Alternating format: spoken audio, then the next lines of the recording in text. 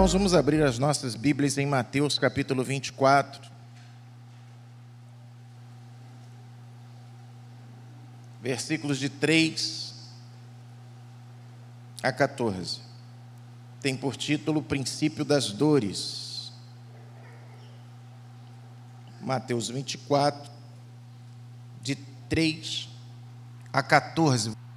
Nos diz assim: no Monte das Oliveiras, achava-se Jesus assentado, quando se aproximaram dele os discípulos em particular, e lhe pediram: dize-nos, quando sucederão estas coisas?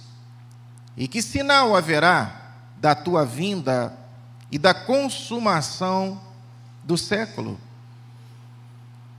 E ele lhes respondeu: vede que ninguém vos engane, porque virão muitos em meu nome dizendo, eu sou o Cristo, e enganarão a muitos. E certamente ouvireis falar de guerras e rumores de guerra.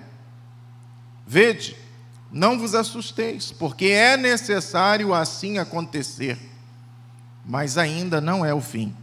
Porquanto se levantará nação contra nação, reino contra reino, e haverá fomes e terremotos em vários lugares.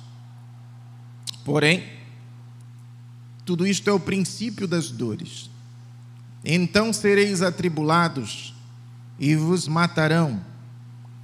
Sereis odiados de todas as nações por causa do meu nome. Nesse tempo, muitos hão de se escandalizar, trair e odiar uns aos outros. Levantar-se-ão muitos falsos profetas e enganarão a muitos.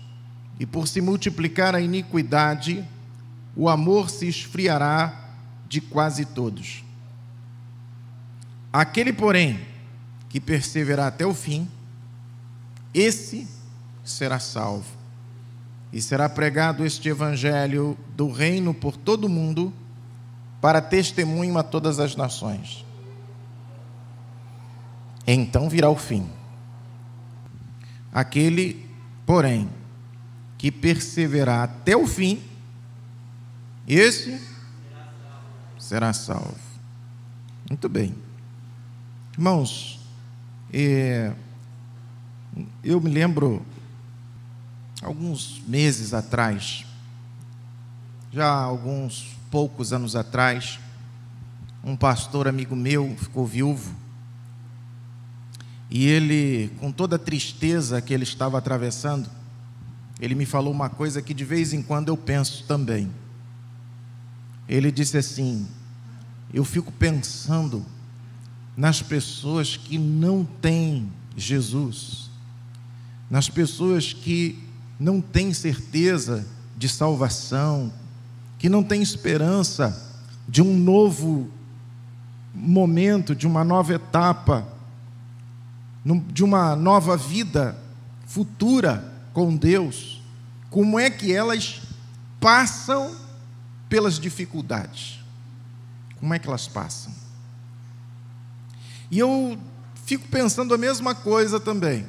De vez em quando, eu sou levado a pensar, se para os crentes em Jesus não está sendo fácil passar por tormentas, por lutas, nós que sabemos que o nosso nome está escrito no livro da vida, nós que sabemos que, por pior que seja a situação, ruim de tudo aqui na terra, a gente vai estar eternamente com Deus.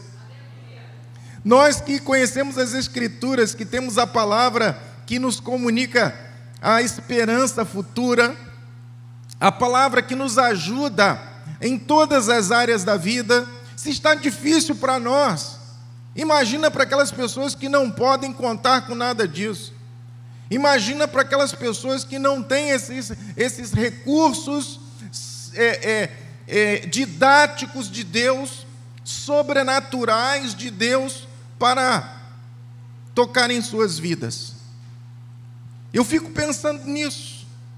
E isso todos nós também deveríamos pensar de vez em quando, para que nós pudéssemos fazer alguma coisa em prol daqueles que estão do outro lado, porque pode ter certeza, meu irmão, por pior que seja a sua situação, por pior que seja a travessia da tua vida nesse momento, pode ter certeza, tem gente muito pior, tem gente passando por crises muito piores do que as nossas crises. São pessoas que não têm Deus no mundo, que ainda não entregaram suas vidas ao Senhor, que ainda não têm certeza de um dia melhor, de uma eternidade com Deus. E aí, meu irmão, um dos valores que nós atribuímos às Escrituras é justamente o fato de ser ela uma palavra também profética de Deus para todos nós. Porque Deus, na sua palavra, Ele puxou um pouquinho a cortina para a gente poder enxergar lá na frente o que vem. Ele puxou um pouquinho a cortina para a gente poder olhar e ver as dificuldades que nós, mesmo sendo seus filhos, passaríamos nessa terra. E aí, meu irmão, isso você pode ter certeza, faz toda a diferença. Porque quando olhamos para esse texto, por exemplo, de Mateus capítulo 24, nos versículos 4, 5 e 11, diz que essa época, veja, Jesus falou isso há cerca de 2000 anos atrás, mas como para Deus 2000 anos, né, é como 2 dias, não é verdade? Porque a palavra do Senhor diz que 1000 anos é como um dia para Deus, né? Então 2000 anos para nós é como se fosse 2 dias, só para a gente poder ter uma noção, porque para Deus não existe, sabe, essa coisa de tempo. Deus não está preso dentro de um tempo cronológico, o tempo passa para nós, para Deus o tempo não passa. Então é como que se, para nós é como que se tudo que está aqui narrado nas Escrituras tivesse acontecido ontem, para nós, porque para Deus nem isso cabe, não é? Porque Deus vive numa dimensão que não é cronológica. Deus não envelhece. Amém? Você lê lá no livro do Apocalipse que Jesus se apresenta para João com cabelos brancos. Você pensa assim, olha, Jesus, né? Jesus já está com 2000 anos, por isso que ele está com cabelo branco. Não tem nada a ver, né? Não tem nada a ver, meu irmão. O tempo para Deus não é cronológico, né? Os cabelos brancos de Jesus no Apocalipse quer dizer outra coisa, tem nada a ver com tempo, como é para nós. Então, quando a gente lê a palavra de Deus, a gente não pode ler da nossa perspectiva. A gente tem que sair da nossa perspectiva para poder entender o texto. Mas nos versículos 4, 5 e 11, diz que esta época, que é a época que nós estamos vivendo, seria uma época de falsos cristos.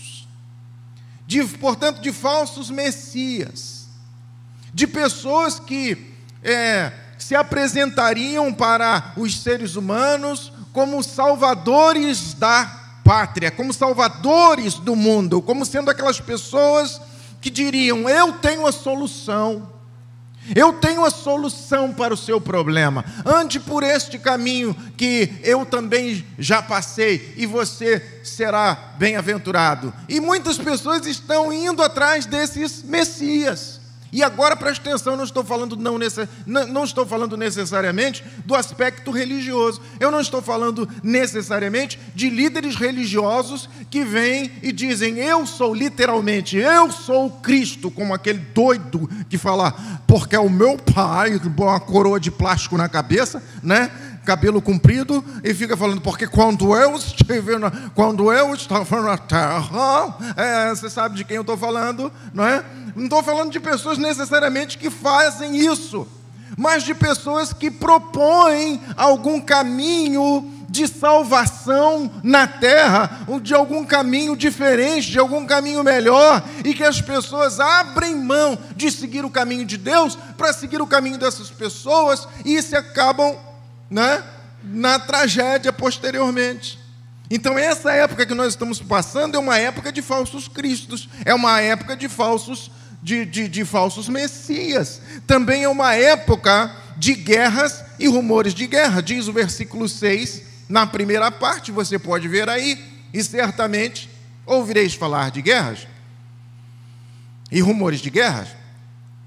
E aí, a gente, quando fala em guerra, a gente só pensa em guerra bélica, né? Canhões, armas de fogo, foguetes carregando ogiva nuclear. Também é isso. Você vê aí, né? Volta e meia, os Estados Unidos se bicando com a China. E os dois têm armas nucleares. Os dois têm arsenais atômicos. Então, isso também faz parte desse texto. Mas não apenas, né? Nós estamos vivendo uma época de guerras cibernéticas. De repente, alguém entra, por exemplo, na sua conta, consegue invadir a sua conta no banco e rouba o seu dinheiro.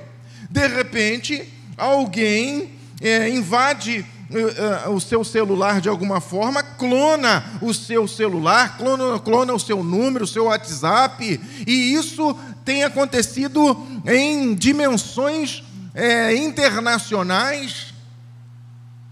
Bancos são vítimas disso. Segredos estão sendo roubados e expostos, né?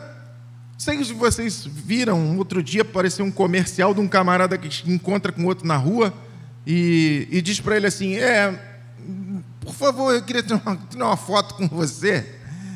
Fulano, ainda fala o nome dele, fulano de tal. Ele sim, diz assim: puxa vida, aí fala o número da identidade e tal, fala o número dos documentos dele, onde ele mora e tal.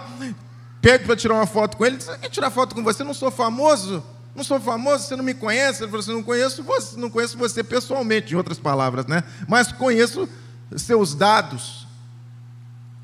E depois tira uma foto para ele e diz assim: pode deixar que eu mando para você eu mando a foto para você, se preocupa não, tem seu número.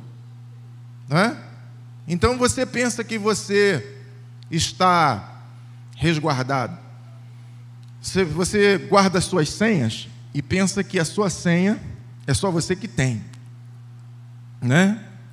Você faz uma consulta num site procurando alguma coisa para comprar e daqui a pouco aquele negócio começa a aparecer toda hora no teu celular, no teu e-mail, toda hora mandando aquele negócio para você, mandando.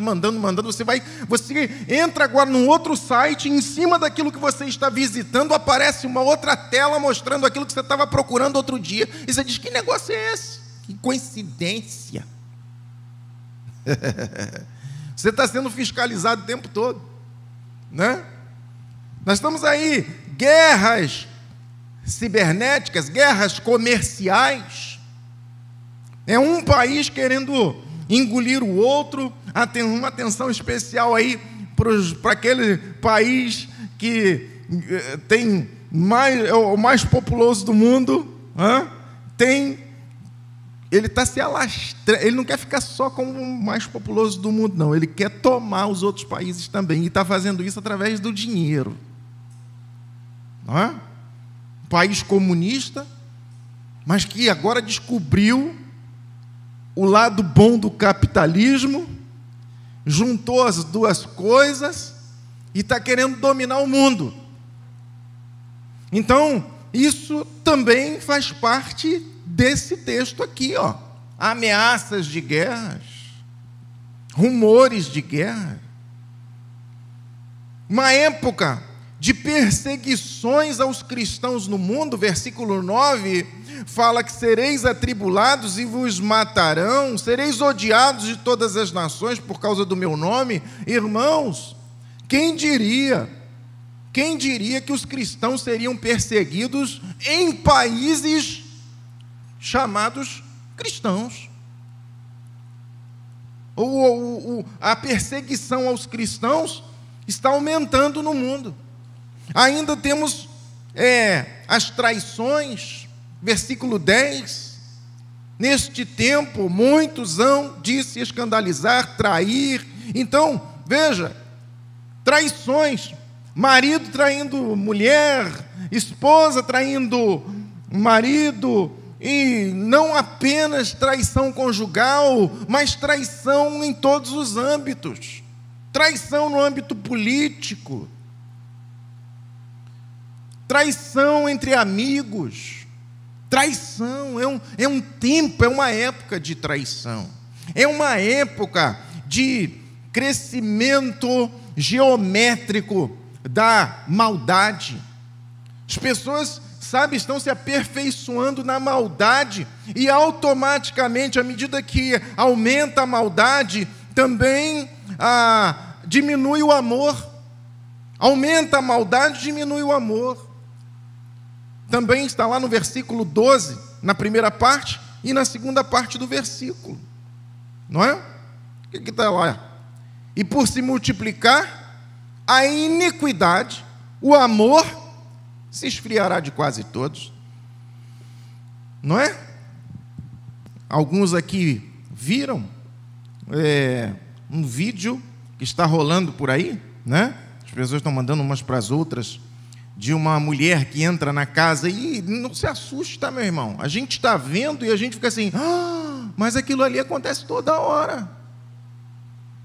A mulher entra na casa da outra, tem alguém lá dentro de um carro, e ela entra dentro da casa da outra, no quintal, a mulher deixa a criança andando de bicicleta, uma menininha de 4, 5 anos de idade, a mulher está com um bebê no colo, e aí por alguns instantes ela entra em casa para poder pegar alguma coisa que a outra pediu, sei lá o quê, que o vídeo não tem som, né? E aí a mulher já faz sinal para o carro vem, ela pega a criança, entra dentro do carro para levar a criança, só que os vizinhos estavam observando tudo do lado de fora e impedem a ação dos bandidos de levar aquela criança. Por pouco, aquela mãe nunca mais ia ver aquela criança, a filha.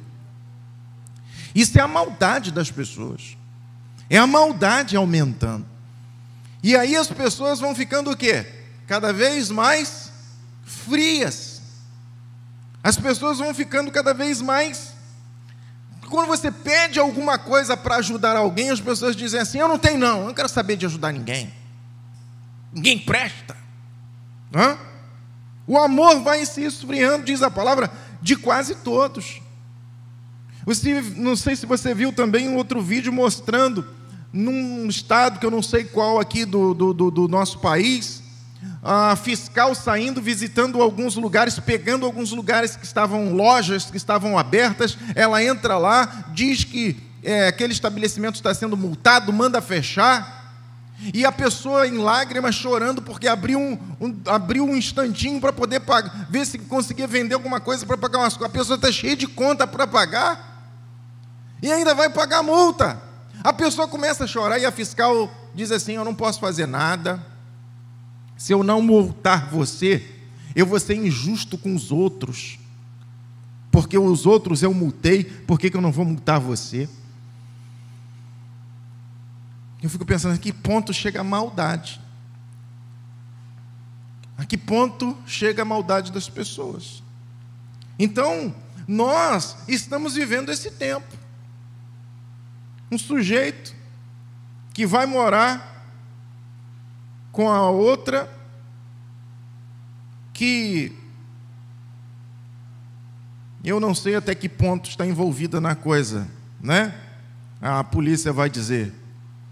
Mas ele, com certeza, é o principal culpado de matar um menino. Por quê? Que razão? O que justifica? Não? O que justifica matar uma criança?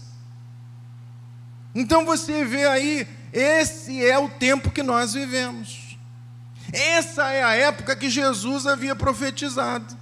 Então, quando o Senhor Jesus, ele pega a cortina, abre um pouquinho para a gente olhar, a gente se prepara. Amém? Se você sabe o que você vai enfrentar durante o dia, você se prepara, nem que seja psicologicamente, para aquilo.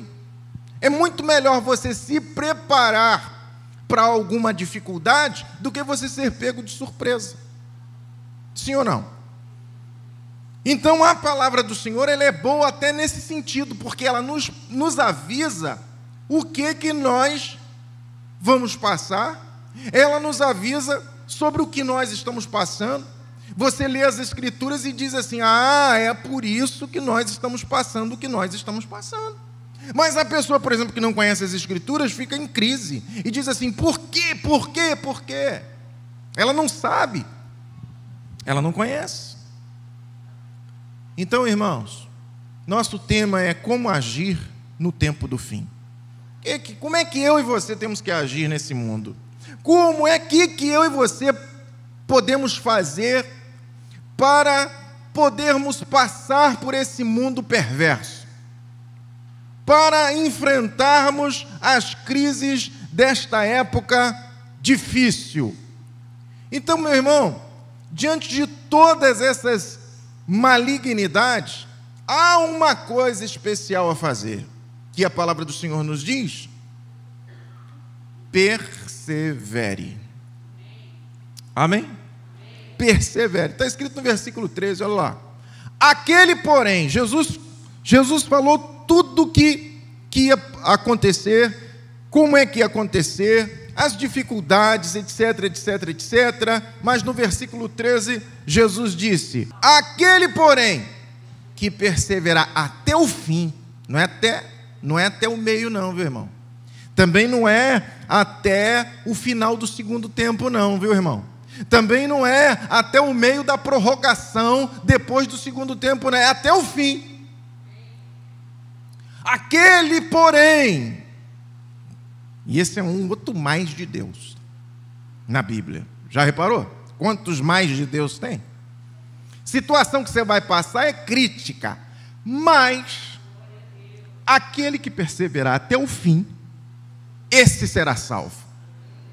Então essa palavra para nós, é essa palavra que Jesus tem para nós: persevere, persevere. Perseverar em quê? Em primeiro lugar, perseverar na fé em Jesus, porque Ele sim é o único, Ele é o único enviado por Deus para nos salvar.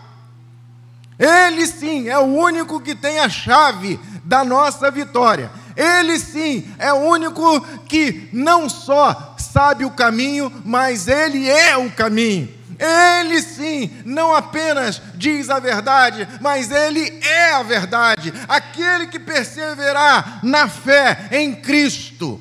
Lucas capítulo 18, versículo 8, diz uma coisa, irmão, que eu e você temos que ficar alertas em relação a isso. Jesus, depois de contar a parábola do juiz iníquo, no finalzinho ele diz assim: olha, tem uma coisa, porventura, quando vier o Filho do Homem, está falando dele mesmo, porventura, quando vier o Filho do Homem, achará fé na terra?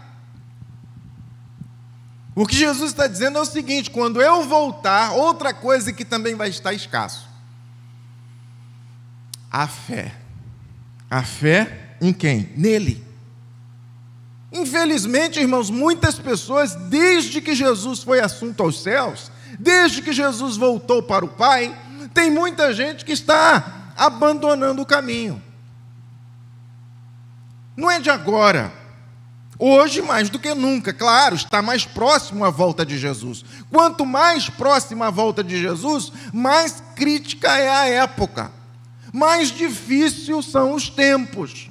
Mas já na época de Jesus, ou logo depois que Jesus voltou para o Pai, mesmo depois da descida do Espírito Santo, mesmo depois da igreja estar ali avançando, já naquela época já tinha gente se afastando do caminho do Senhor. Você pega, por exemplo, a palavra do Senhor em 2 Timóteo, capítulo 4, versículo 10, na primeira parte, o apóstolo Paulo diz assim: porque Demas, tendo amado o presente século, me abandonou. Demas, esse não é o único texto que fala de Demas, não. Você encontra falando de Demas no livro de Filemão, você encontra falando de Demas na carta de Colossenses, mas aqui em Timóteo, Paulo está dizendo assim: o Demas amou o presente século, ou seja, foi embora, largou o caminho do Senhor. Ele amou mais as coisas deste mundo do que a obra de Deus. Ele amou mais o mundo do que o próprio Deus. Ele abandonou o apóstolo Paulo de: não quero mais saber disso, esse negócio não deve ser verdade não. Foi embora. Já naquela época já tinha gente apostatando da fé.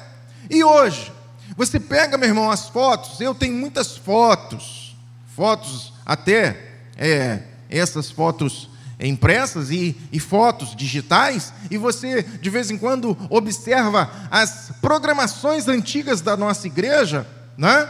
E aí quando nós olhamos lá, a gente fica: ih, rapaz, essa pessoa aqui, sabe quando você olha uma foto que você só lembra da pessoa porque você olhou a foto? Tem gente que passou pela igreja que a gente nem lembra mais.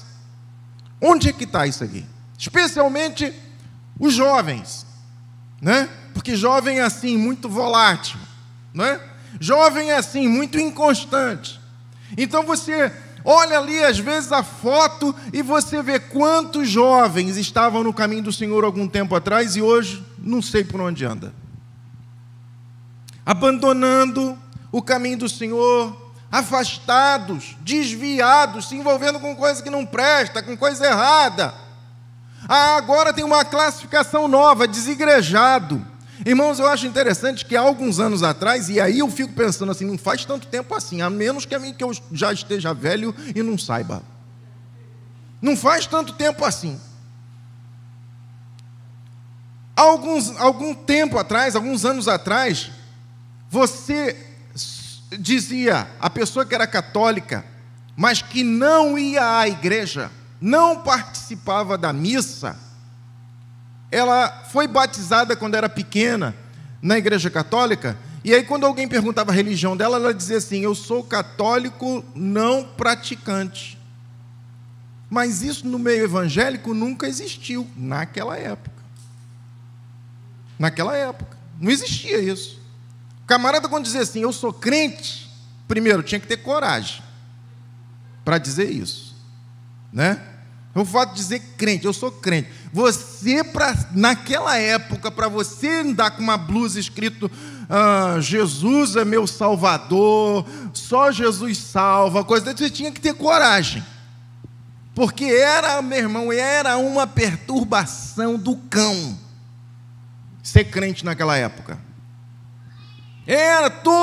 Sempre tinha alguém para criticar você, para falar mal de você, para caçoar de você, debochar de você.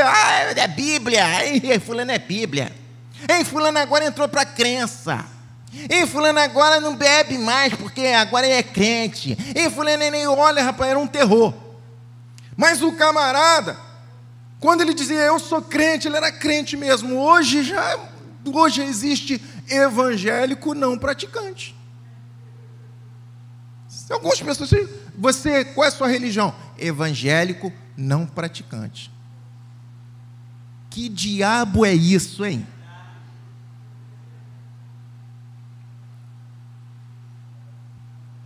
É a classificação que inventaram. São os desigrejados. Jesus disse assim: olha, quem comigo não ajunta, espalha. Ou você está do lado de Jesus, ou, meu irmão, você está do outro lado. Não tem esse negócio de, olha,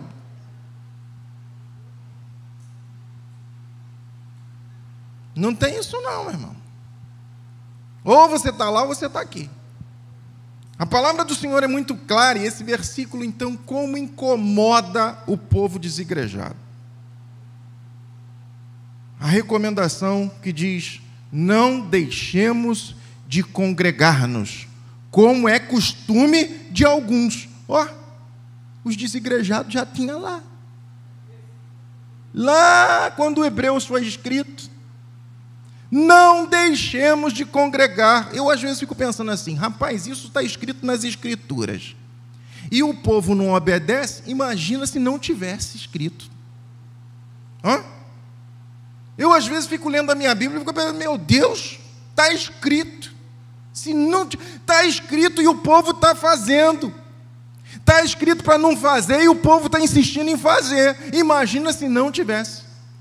Não deixemos de congregar-nos como é costume de alguns. Antes, façamos admoestações. O que é admoestações? É isso que eu estou fazendo aqui, ó, alertando você. Você que está desigrejado, você está afastado do caminho do Senhor, volte. Antes façamos admoestações, quanto mais, ainda mais, quanto vede que o dia com D maiúsculo se aproxima. Que dia é esse? A volta de... O Senhor Jesus está voltando.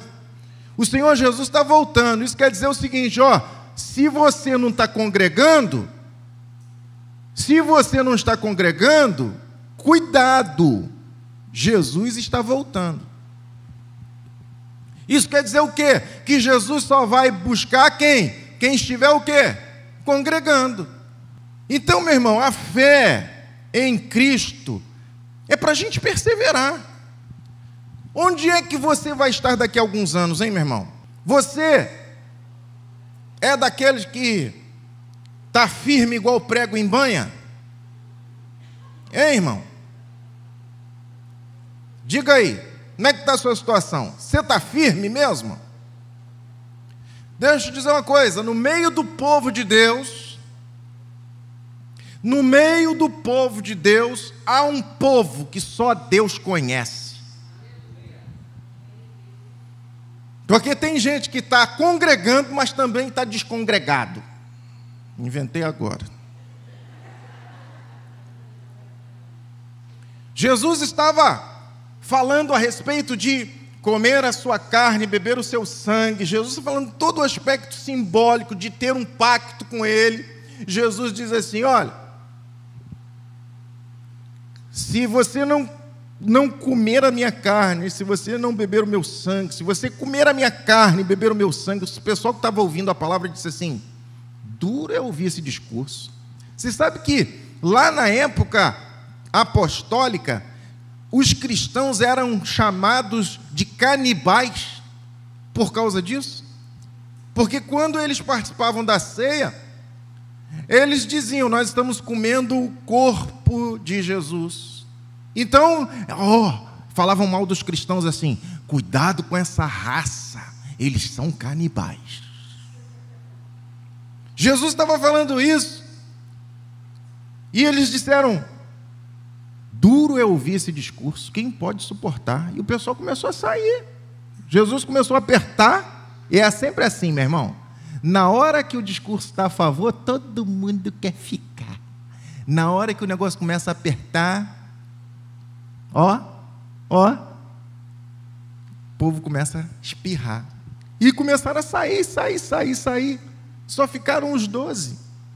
E Jesus, que não tem complexo, nunca sofreu de complexo de inferioridade, Jesus chega para eles e diz assim, vocês também não querem ir? Vocês também não querem ir? Porque Jesus nunca negociou a verdade por causa de quantidade de pessoa. Você está me entendendo? Dá para você me entender? Porque tem gente que chega de cima do púlpito, não quer falar a palavra para ofender as pessoas, porque afinal de contas, se eu falar aqui, pessoas vão embora. Jesus nunca foi assim, ele diz a verdade, e se gostou, bem, se não gostou, azeite. Jesus chega para os 12 e diz assim, vocês também não querem ir não? Vai lá. Aí Pedro tem uma iluminação dos céus e diz assim, Senhor, para onde iremos? Para onde? E para onde? Só tu tens as palavras de vida eterna. Perseverar na fé em Cristo. O que eu tenho que fazer nesse mundo mal? Como é que eu tenho que agir nesse tempo do fim? Perseverar na fé em Cristo. Em segundo lugar, o que eu tenho que fazer nesse mundo mal? Eu tenho que perseverar no cumprimento das Escrituras. Olha o que diz a palavra do Senhor em 2 Timóteo 3,16, não vai dar tempo de você olhar, diz assim, olha, toda a Escritura é inspirada por Deus. Toda a Escritura é inspirada por Deus. Deixa eu dar um exemplo aqui para você entender o que é inspirado. Eu não vou discorrer sobre inspiração. Eu poderia dar uma aula sobre inspiração bíblica, mas eu vou dar um exemplo para ficar bem claro na tua mente. Aliás, irmão, por favor, quando eu estiver falando um exemplo, quando eu estiver dando um exemplo, quando eu estiver dando uma ilustração, não segure a ilustração para você e deixe a mensagem para lá. A ilustração é só para esclarecer o que eu estou falando, amém, irmão? Porque às vezes eu prego uma palavra, às vezes uma palavra eu consigo pregar uma mensagem, às vezes de 1 hora. Nessa mensagem de 1 hora eu conto algumas ilustrações para explicar o que eu estou falando, e aí as pessoas vêm dizer assim, aquela historinha que o senhor contou, pastor, gostei. Só ficou a historinha. Só ficou a história, meu irmão. Só ficou a ilustração. A ilustração é para a comunidade, é só para ilustrar, é só para exemplificar. Então deixa eu exemplificar aqui o que é inspiração. Você pega um texto de um jornal, um texto que você leu no jornal, se é que você ainda lê jornal, um texto que você leu numa revista, se é que você ainda lê revista, num texto que você leu na internet, isso com certeza você lê, né? Um texto que você achou bonito, cola na sua parede, faz um quadro, coloca lá na sua parede, e pega um texto bíblico que tem uma promessa de Deus e cola lá na sua parede.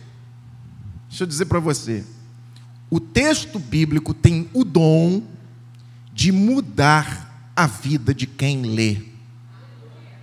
Mas qualquer outro texto não tem esse poder. Por mais bonito que seja o texto, ele pode até deixar você assim, em frenesi momentaneamente, mas é a palavra de Deus que vai permanecer em você e mudar a sua vida. Isso é inspiração. Quando a gente diz que a Bíblia é a palavra inspirada por Deus, a gente está dizendo justamente isso. É a única palavra que vem de Deus e é capaz de transformar a vida de uma pessoa. Um dos pilares da reforma é só a Escritura. Ou seja, só a Escritura. O que os reformadores queriam dizer com isso? Só a Bíblia é a palavra de Deus. Pode pegar a palavra de quem quer que seja, não se compara com a palavra bíblica. Não se compara. Então, meu irmão, veja, leia bons livros, mas sempre submeta a tua leitura ao crivo da palavra de Deus. O que eu estou querendo dizer com isso? Quando você estiver lendo um livro, veja se o que você está lendo confirma ou confronta a palavra de Deus. Se você está lendo um livro que está de acordo, o que o autor está falando está de acordo com as Escrituras, amém. Mas se você está lendo algum livro que está dizendo o contrário das Escrituras, cuidado. Cuidado, meu irmão. Eu às vezes fico muito triste quando eu vejo, e aí volto a falar para os irmãos me convenceram, aliás, não foram os irmãos que me convenceram, a pandemia me convenceu a fazer um Instagram, e se você ainda não me segue lá no Instagram, por favor, agora vai lá e se inscreva, por favor, né? J. Luiz Carvalho 23. Agora você me segue lá, né? Então veja bem, você vai lá nas redes sociais dos irmãos e muitas vezes você se aborrece, né? Uma das coisas que você vê lá às vezes são frases que o irmão coloca lá no banner, a frase é bonitinha, mas não tem nada a ver com a palavra, ou seja, está contra o ensinamento da palavra, não é? Então, preste atenção, meu irmão, por favor, submeta aquilo que você leu ao crivo da palavra. Se está desacordo, rasga, joga fora. Lembra que eu te perguntei aqui quando você foi recebido na igreja? Você confessa que a Bíblia é a inerrante, infalível palavra de Deus? Sim, você confessa que todos os outros ensinamentos contrários a esta Escritura são falsos e perigosos? Você disse sim. Porque essa é a única palavra, meu irmão. A Escritura tem o poder de nos aliviar dos nossos pesos, das nossas cargas, dos nossos desesperos. Você vai lá na palavra de Deus, em Mateus 24, nesse mesmo capítulo aí, lá no versículo 35, diz assim: passará o céu e a terra, mas as minhas palavras não passarão. O que isso quer dizer? Isso quer dizer o seguinte: não importa quão difícil seja a sua vida, quão grande seja esse problema que você está atravessando, isso vai passar. Isso vai, porque a palavra de Deus é fiel. Ela me promete que não há mal que vai permanecer para sempre. Esse mal vai passar. Você lembra quando você era pequeno, que você caía, ralava o joelho? E você vinha para casa chorando: mãe, ralou o joelho, ralei, sangrando o joelho. Aí sua mãe dizia assim: espera um minutinho que eu vou botar mertiolate. Aí pronto, meu irmão. É pior, ficou pior. A coisa agora ficou pior. A criança agora está chorando mais pelo mertiolate do que pela dor. O mertiolate agora é só para criança Nutella. Não dói, não arde mais. Ai, que maravilha. Aí a mãe dizia assim: vou passar Não. Filho, o que a mamãe falava? Filho, mamãe vai.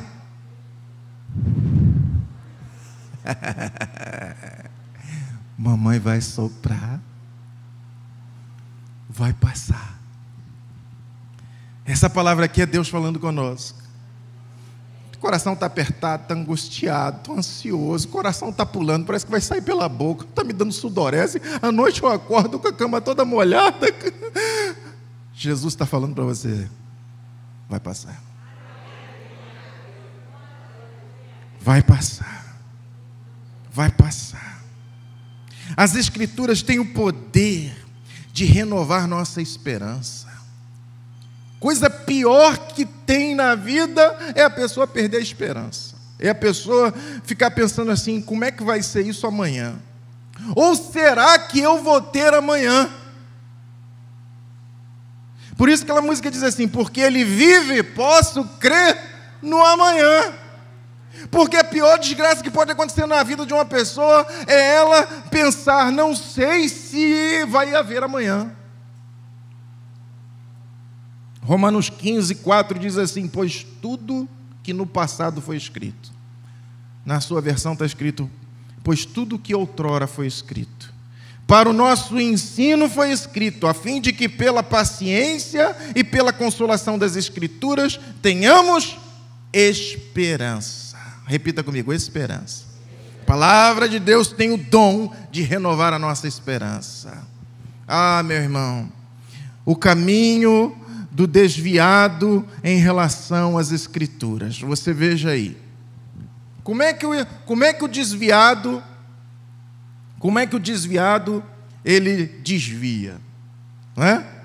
Por que o desviado desvia? Como é que é essa relação do desviado com a Escritura? Preste atenção e veja se você está no caminho do desvio. Preste atenção. Compara com a sua vida e veja se você está no caminho do desvio. Você pega a Bíblia para ler e em um determinado momento você fica assim: será que isso realmente aconteceu? Quando você pega a Bíblia para ler e você fica assim: será que isso realmente aconteceu? O diabo está soprando ali. Eu penso, sabe, aquela novela do Gênesis está mostrando como é que o capeta trabalha, né? Você vai fazer alguma coisa, o diabo está por perto. Mas não é isso que a palavra de Deus diz? O diabo anda o quê? Longe de vós? É isso que a Bíblia diz? O diabo anda o quê? O diabo anda ao seu derredor, buscando a quem possa tragar. Você senta para ler a Bíblia e ele senta do teu lado. Você começa a ler a Bíblia e ele começa a dizer assim para você, no seu ouvido: é mentira. Você começa a ler o Evangelho e diz assim: foi bem assim, não. Exagero. Não é muito assim, não. Você diz assim: gente, pensamento, sai pensamento ruim, sai. diabo soprando na tua mente. Você começa a ler e duvidar do que você está lendo. É semente da dúvida que foi lançada. Aí você vai ler a Bíblia de novo, daqui a pouco você diz assim: isso aqui eu já sei, eu preciso ler esse texto de novo, já conheço, já li. Quantas vezes eu já li esse mesmo texto? Dá aquela sensação de filme repetido. Já aconteceu com você de sentar para assistir um filme e de repente você olha, já vi, trocar de canal. Vou trocar de canal porque esse filme eu já assisti. Sensação de, toda vez que você pega a Bíblia, dá sensação de filme repetido.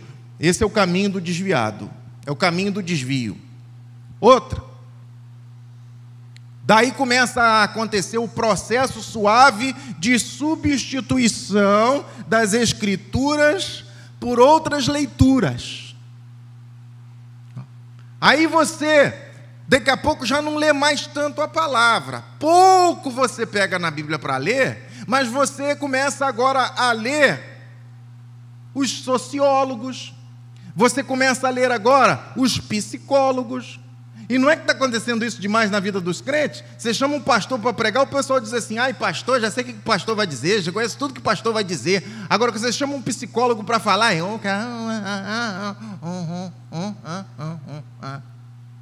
irritante. Você chama um psiquiatra para falar, não precisa nem ser crente, pode ser um psiquiatra ateu. Os crentes estão lá.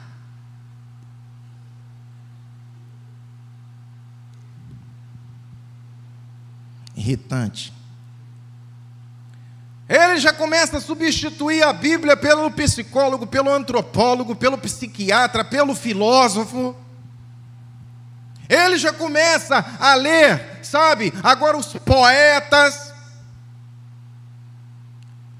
Agora ele começa a ler os jornalistas, militantes da esquerda comunista. E vai tirando a palavra e colocando outra coisa. Quando muito ele lê teólogos liberais. Eu vou ter que ter um tempo para falar sobre teólogos. A Rosa já me avisou aqui que eu já estourei meu tempo. Eu vou ter que ter um tempo para falar sobre liberalismo teológico com vocês. Uma das coisas que eu mais estudei no seminário, que até hoje estão na minha cabeça, não sei se já aconteceu isso com você, de coisas que entraram na sua cabeça que você gostaria de arrancar. Imagens, ensinos, que de vez em quando vem à sua mente, músicas que de vez em quando você se pega cantando, ou na mente, e você gostaria que aquele troço saísse, mas não tem como arrancar. Acontece comigo. Eu estudei tanta teologia liberal que eu poderia dar uma aula de liberalismo para os irmãos aqui, um curso de teologia liberal. Mas graças a Deus não me deixei contaminar por essa praga, essa peste, que é o que ensina você a questionar as Escrituras. Não, isso aqui não é bem assim. Não. Vou contar só um para os irmãos. Eu tinha um seminário, um professor, que já morreu, louvado seja o Senhor. Espero que esteja lá na glória. Espero. Eu vou dizer uma coisa para você, meu irmão. Não deixa eu esquecer esse assunto, não. Mas tem umas pessoas na terra que servem o diabo. E o diabo não quer eles lá no inferno. Entendeu? Então, por isso que você diz assim, gente ruim não morre. Mas sabe que tem uma verdade nisso? Entendeu? O capeta diz assim, não, esse aqui, esse não. Manda o melhor médico, ele arma um circo para esse miserável não morrer. Porque esse cara serve ele aqui, na terra. Tinha um professor no seminário que disse assim, sobre a multiplicação de pães e peixes. Na verdade, não houve multiplicação nenhuma. Não houve. Jesus não multiplicou 5 pães e 2 peixes para uma multidão de 12 mil pessoas. Não aconteceu nada disso. O que aconteceu foi que as pessoas foram dividindo o que elas tinham. Uns não tinham nada e outros tinham sobrando. Então, quem tinha sobrando, colocou o que tinha. E assim, todos foram servidos. Só para você ter uma ideia do que é o liberalismo teológico. Ele tira o sobrenatural das Escrituras. Todo texto que tem um sobrenatural, por isso que quando alguém chega para mim e diz assim, pastor, eu queria fazer o curso de teologia. Aí eu falo para ele, para que você quer fazer teologia? Porque eu quero, não sei, eu quero conhecer mais. Mais o quê? Eu queria conhecer mais a Bíblia, então não vai fazer teologia. Vai fazer um curso bíblico.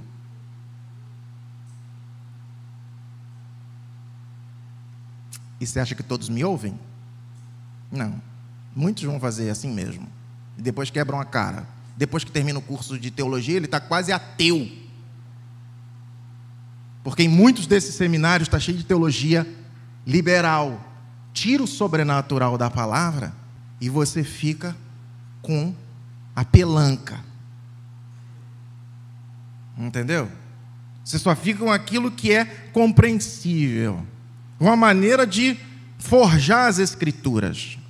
Então, meu irmão, a pessoa substitui as Escrituras por pensamentos humanos.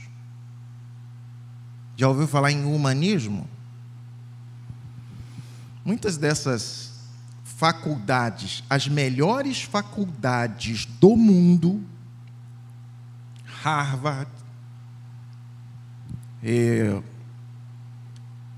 Princeton, Oxford, as melhores faculdades do mundo, um dia, quando começaram como escola bíblica.